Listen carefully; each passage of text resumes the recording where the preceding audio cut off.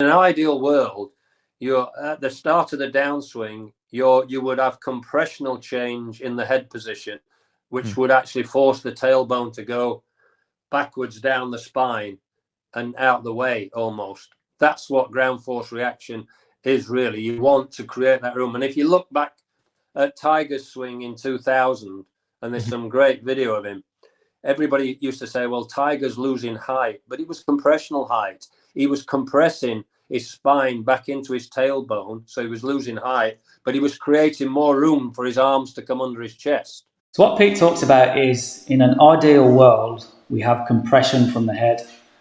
Now, we all knew how Tiger got slated for that head dropping, when he was playing the best golf that we've seen for a long, long time. And it was an important move to have in his golf swing. So we're just going to talk about why that is now, because it really helps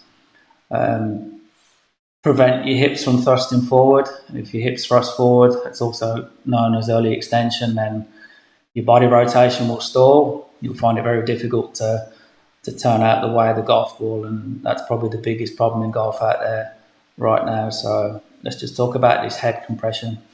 So you'll see as I run it through, if you watch the head of this player, this is a tour average player. This is taken from Gears, hundreds of tour players put into the system, and they've come out with like an average model of all of those players. So it's a really good model to use for this video. So if you look as we're going to the backswing, you're going to see the compression from the head Pete's describing is that lowering of the head, as you can see there. So you can see as this player gets to the top of the swing, how the head is lowered from here down to here. So quite a bit. We can see the spine angle as well has actually tilted closer to the ground. It's moved even closer to the floor. The hips have moved down. This is the center of the pelvis here. So it's moved downwards, and it's also moved backwards as well. So that's really important because we need the pelvis to actually be moving back and down. So that's going to create plenty of space for us to bring the hands, arms and club down to delivery here. And then we can get the hands and arms back under the body center, and we can maintain good rotation as we're going through by doing that, because if the hips thrust forward, that's when your rotation is going to stall. So the center of your pelvis, which is here, this is indicated by the small circle inside the bigger red circle. The problem for most golfers is that part of the body tends to move in this direction towards the ball. And if you thrust your hips forward this way towards the golf ball, then you stall your hip rotation, which is a massive problem. We see a big difference with tour players because we actually see their pelvis would actually go backwards a little bit and it goes down. And that's really important. That's really what we've got to try and work on. Also the head as well, that goes down. So it's like a compression from the head, from the top down. So the pressure going down from the head down the spine will push the tailbone back and the hips downwards, and that's how you create the ground reaction force to unwind your body correctly in the golf swing. That's how you do it.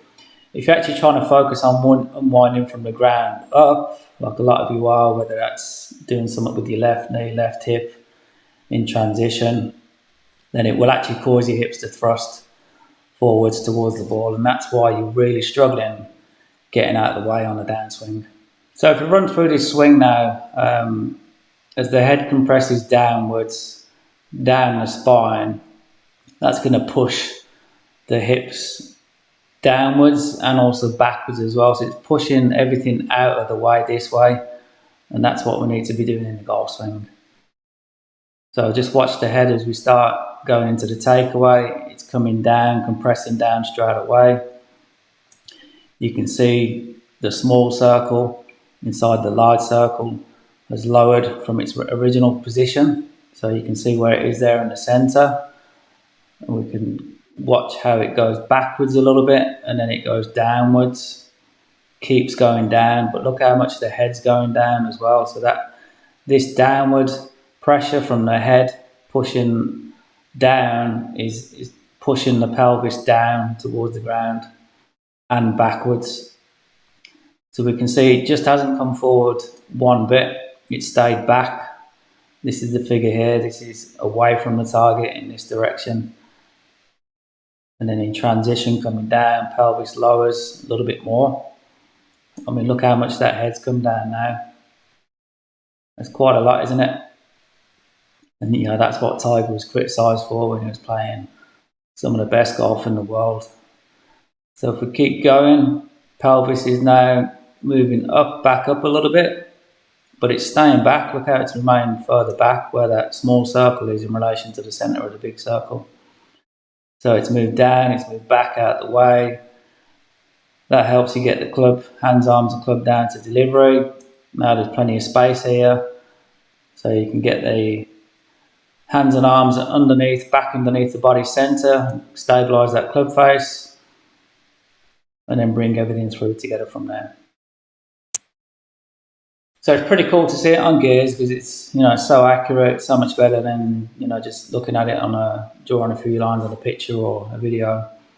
We can really see what's going on, and you know, it's been good to find some of peak count stuff and really decode it, because I know it's sometimes difficult to understand, but you know, that's really what he's talking about in the downswing and how to do it really. So hope that makes sense. Please comment on the video. You know, maybe talk about how you're trying to transition and whether this is any different from the way you're trying to do it. It's definitely worth going out, giving it a try. Thanks for watching.